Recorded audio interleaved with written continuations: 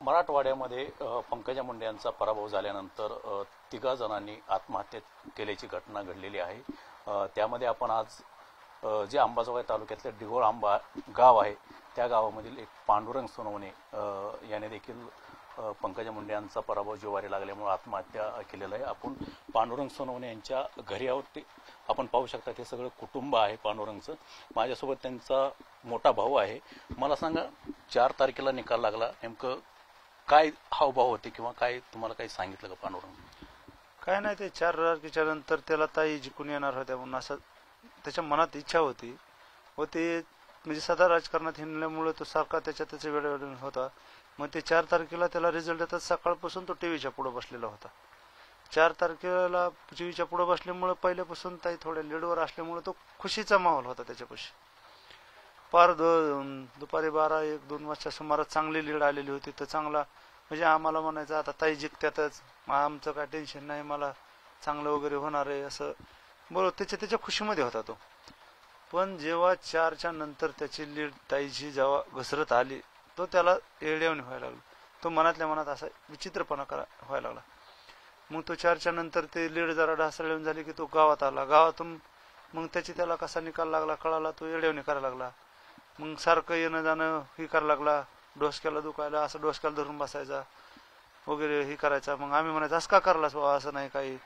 मग तो म्हणला नाही नाही, मग आमच्या ताई हरल्या, आता आमचं काय खरंय, आमचं आला कोण विचारणार आहे, असा त्याच्या ते मनाला जीवाला लावून घ्यायला लागला।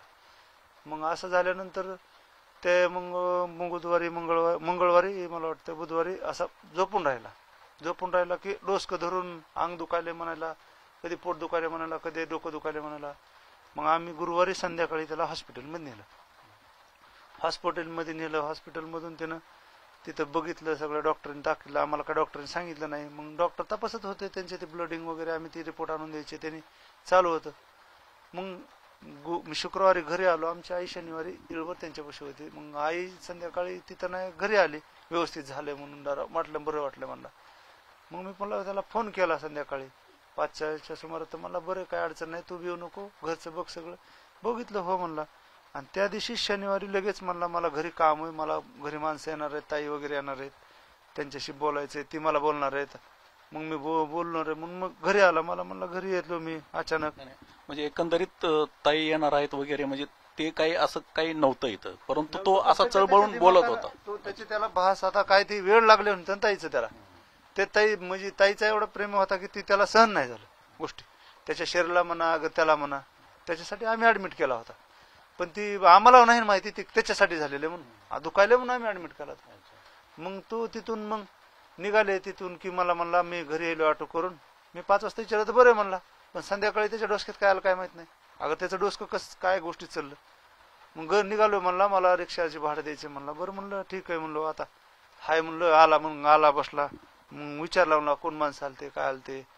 मी म्हणलं काय नाही, कोण नव्हतं आलं, काय नाही आलते म्हणलं तुला। बरं मी म्हणलं गेलो असं आले असते म्हणलं, बस सकाळी काय ती बघ। मग घरात गेला, मी रिक्षाचं भाडं दिलं, रिक्षावाला गेला। सकाळी उठला की विचारला मला कोण आलतं का, म्हणलं आलं। मग ती बाथरूमला गेला, मी बाथरूमला गेलो, आलो बाथरूम जाऊन की पुन्हा म्हणला आता ताई ते येणार आहेत, मला बोलवलंय, मी चाललोय बस स्टँडला गावाकडं, आम्ही थोडं दूर राहतो।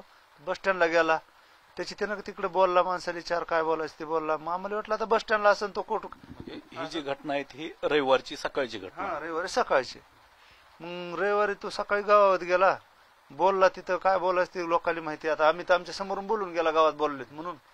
मग गेला तिथं, मग आम्ही लक्ष केलं नाही त्याच्याकडे, काही नाही लक्ष दिलं नाही, काही नाही। मग आम्ही आपलं घरीच बसलो। मग 9 वाजायच्या सुमारास त्याची मंडळी त्याला त्याचं बोलावं म्हणजे विचारलं कारगिरी। मग ती शेतात गेली हुडकायला, शेतात गेली असते ना, अगर बस स्टँडला बघितलं तर नाही, शेतात गेली तर शेतात बघितलं तर त्यानं तसं केलेलं होतं। मग मला फोन केला, मग फोन केलं बोललो, मग मी घाबरत तिथे शेतात गेलो, बघितलं, मला वाटलं मुगो म्हणत असतील, पण तिथं ऍक्च्युअली बघितलं मला खरं वाटलं। मला असं करीन वाटलंच नव्हतं, नाही तर आम्ही त्याला घरी येऊनच जाऊ देत नव्हतो ना। मग तसं त्याची ती क्वालिटी बी नव्हती त्याची, माणूस काम करून खाणारा होता, सगळं व्यवस्थित करून खाणारा होता ना तो। ऊसतोड कामगार असल्याचं देखील आम्हाला त्याची माहिती मिळाली। कामगार आहेत गोपीनाथ मुंडे साहेबाचे, त्याच्याकडे ते मध्ये ऊसतोड कामगार म्हणून मिळालेले बघा त्यांनी, ते त्याच्याकडे कार्ड वगैरे आहेत त्यांचे। हा. आणि एक चिठ्ठी पण सुसाईड नोट त्यांच्या खिशामध्ये निघाल, ते नेमकं काय लिहिलं त्या चिठ्ठीमध्ये? त्यांनी ती पंचनामा करताना पोलीस साहेबाला त्यांच्याच हातामध्ये होती, त्यांनीच वाचलं त्यांनी ती काय आहे ते दाखवलं.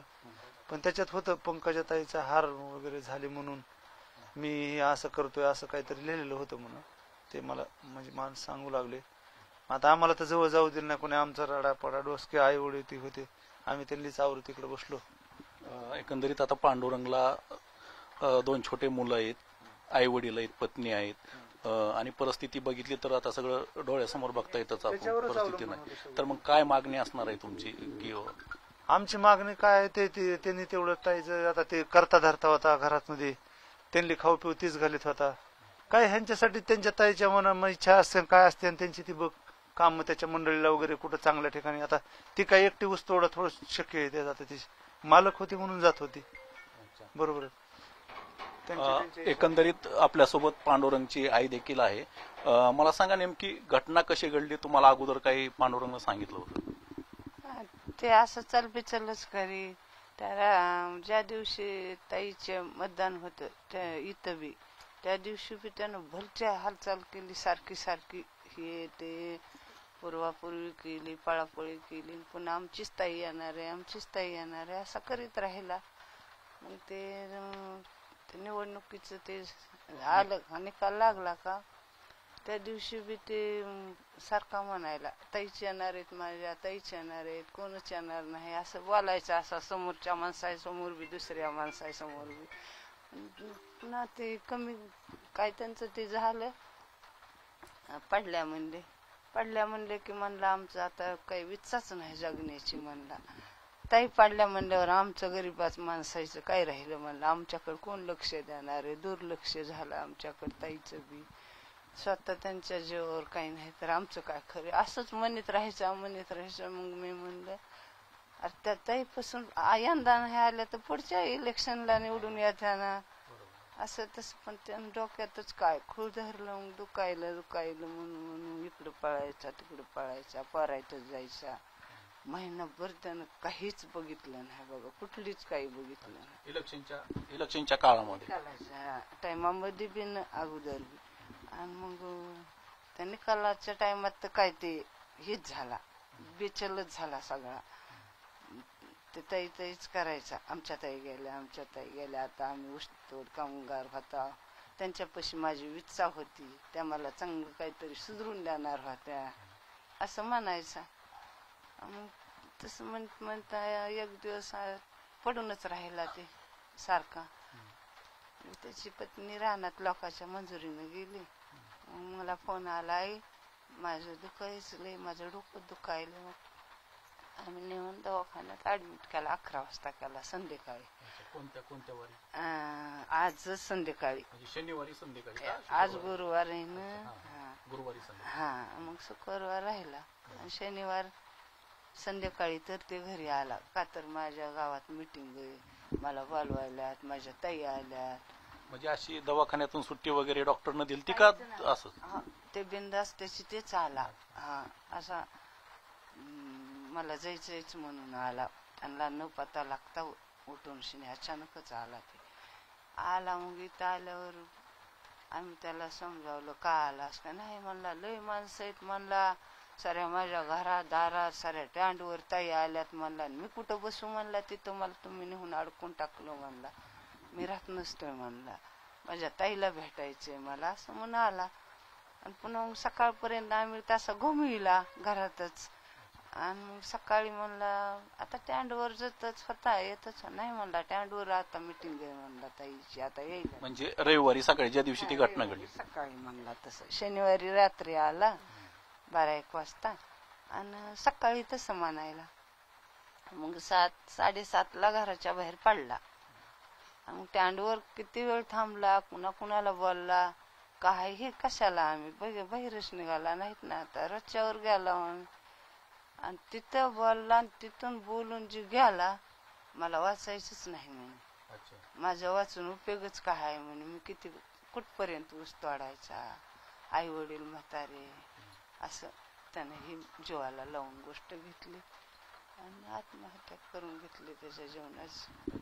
मग आता समजा पांडुरंगचे दोन्ही लेकर आहेत, तुम्हाला पण तो सांभाळत होता, काय तुमची मागणी असणार आहे? आमची मागणी आमच्या लेकराचं शिक्षण, त्याच्या पत्नीला काय धंदा, काय त्यांच्याच्यानं इच्छा असली की त्यांचं काही सुखी ठेवायचं कुटुंब, तर त्यांच्या विचार काही द्यायचं असलं त्यांना.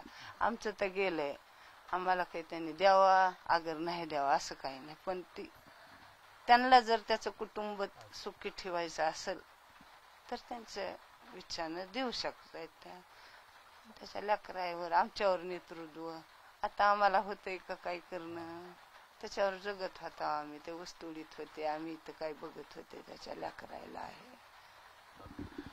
एकंदरीत हे जे आहे ते पांडुरंग सोनवणे यांचं कुटुंब आहे. आपण जर बघितलं तर 2 छोटे लेकरं आहेत, वडील वयोवृद्ध आहेत, आई देखील वयोवृद्ध आहे, आणि हे कुटुंब आता पांडुरंग सोनवणेच्या निधनाच्या नंतर हे पूर्ण उघड्यावरती आलेलं आहे. आणि त्यांनी एक अपेक्षा असं त्यांनी म्हणजे एक त्यांच्याकडून असं सांगण्यात आलं की त्यांनीच मनाने जे काय आहे ते आम्हाला मदत करावी, आम्हाला तसं काही मदत त्यांनीच आपल्याला मदत करावी असं त्यांनी म्हटलेलं आहे.